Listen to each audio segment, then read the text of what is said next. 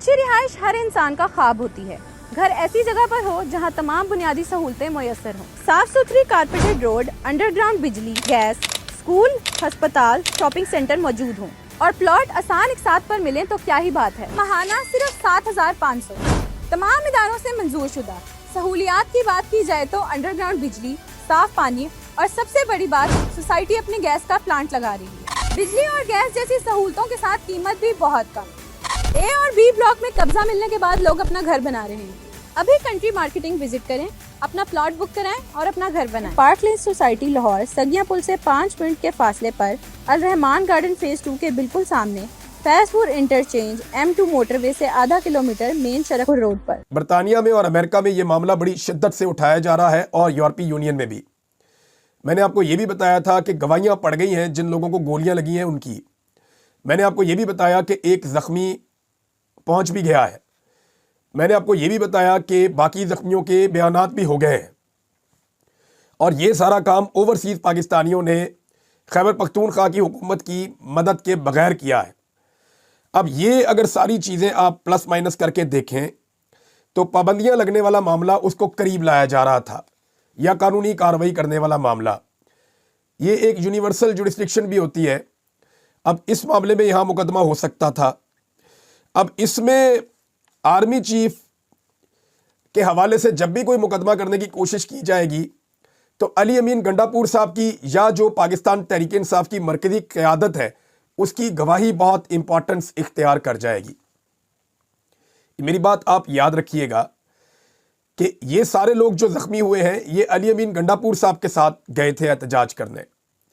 ये सारे लोग अपना केस तो बिल्डअप करेंगे, लेकिन सेम टाइम में अगर पाकिस्तान तहरीक इंसाफ की क़यादत या अली अमीन गंडापुर साहब इस सारे मामले को ये कह देते हैं कि वफाकी हुकूमत रिस्पॉन्सिबल है और इसमें फोर्सेस का कोई कसूर नहीं है, तो आर्मी चीफ को इसमें बड़ा रिलीफ मिल जाएगा।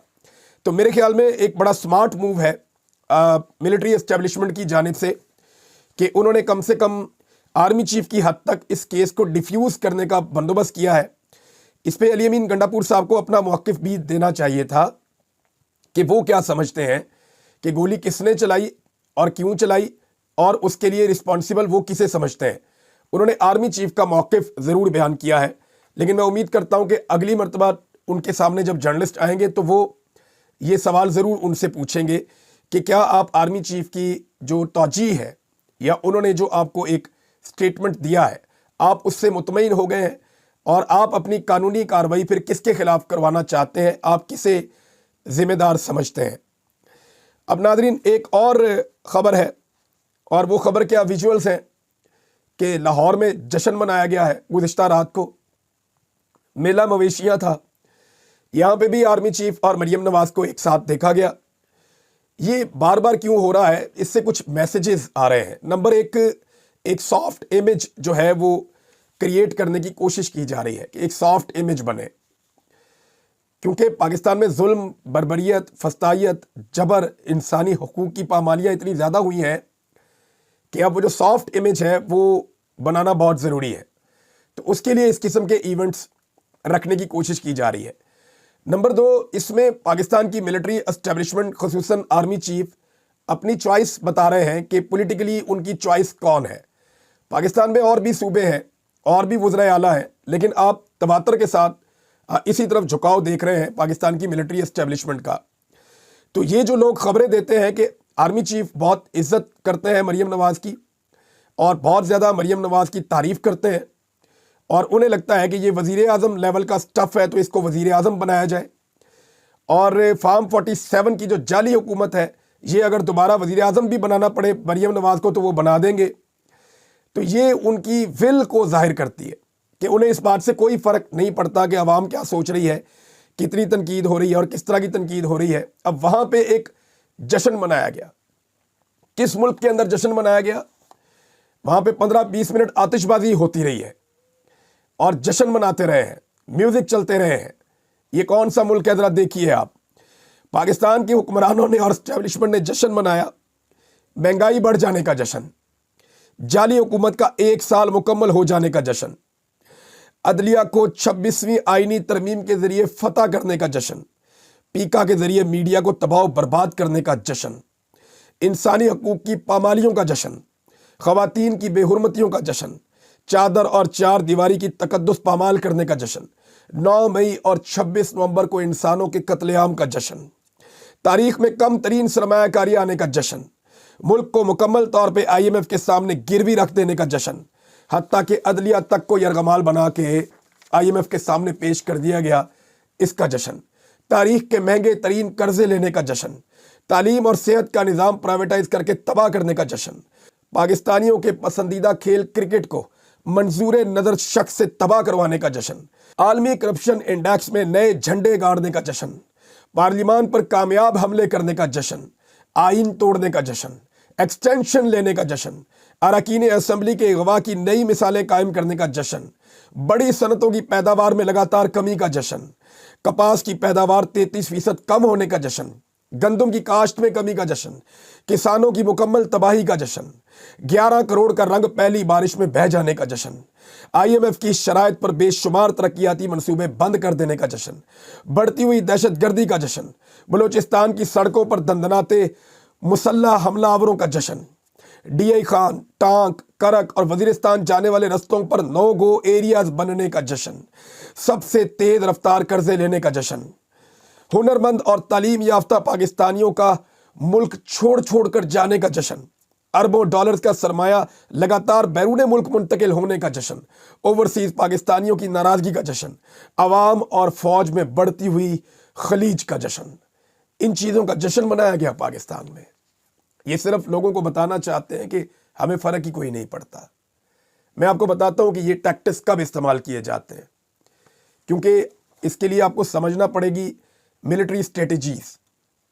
फौज जंग हार भी रही हो ना, तो वो लगातार ज़राए अबलाग में यही कह रहे होते हैं कि हम बस जीतने वाले हैं, हम बस जीत रहे हैं, जीत बहुत करीब है। वो हमेशा ये साबित करना चाहते हैं अपने कॉन्फिडेंस के साथ कि हम शिकस्त नहीं खा सकते। 1971 में भी यही हुआ था। परवेज़ मुशर्रफ भी ऐसा ही करता रहा था, ज़ियाउल हक भी ऐसा ही करता रहा था, उससे पहले वाले डिक्टेटर्स भी यही सब कुछ करते रहे थे, और आज भी वही सब कुछ हो रहा है। ये साबित किया जा रहा है कि हमारे तो सत्ते ही खैरा हैं, मसला ही कोई नहीं है। लेकिन आप याद रखिए कि इनके पांव उखड़ चुके हैं।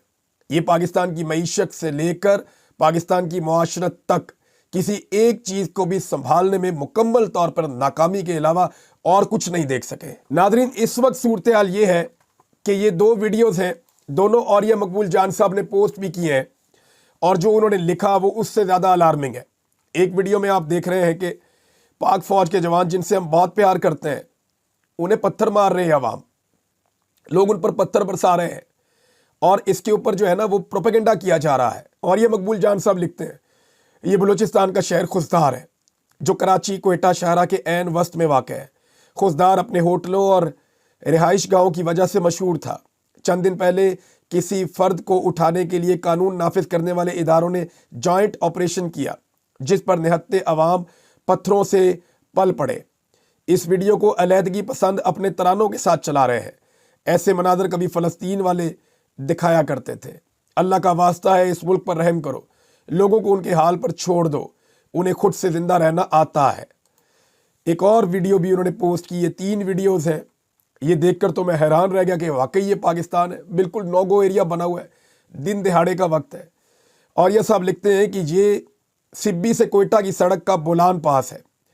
1980 से लेकर अब तक 45 साल के दौरान मैंने कभी ऐसे मनाजिर नहीं देखे कि इतनी बेखौफी से सड़क पर ऐसा कब्जा हो कि पार्लिमानी सेक्रेटरी लियाकत लहरी के मुहाफिजों से भी असला छीन लिया जाए।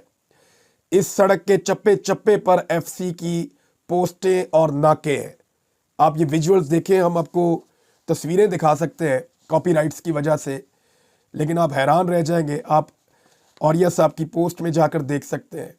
मुझे तो देखकर मैं हैरान रह गया कि हमारी तवज्जो किस तरफ है और मुल्क किस तरफ जा रहा है।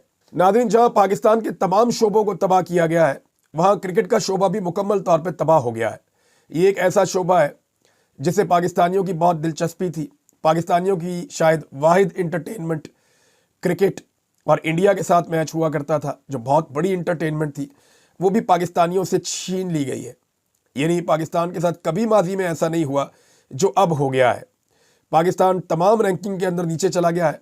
लगातार 3 टूर्नामेंट हैं जिनमें पाकिस्तान क्वालिफाई नहीं कर सका। पाकिस्तान सबसे पहले बाहर होने वाली टीम बन गया है और ये पाकिस्तान के साथ तब हुआ जब पाकिस्तान खुद उस टूर्नामेंट को होस्ट कर रहा था। कब तक मोहसिन नकवी वाली जिद को पूरा किया जाएगा? कब तक?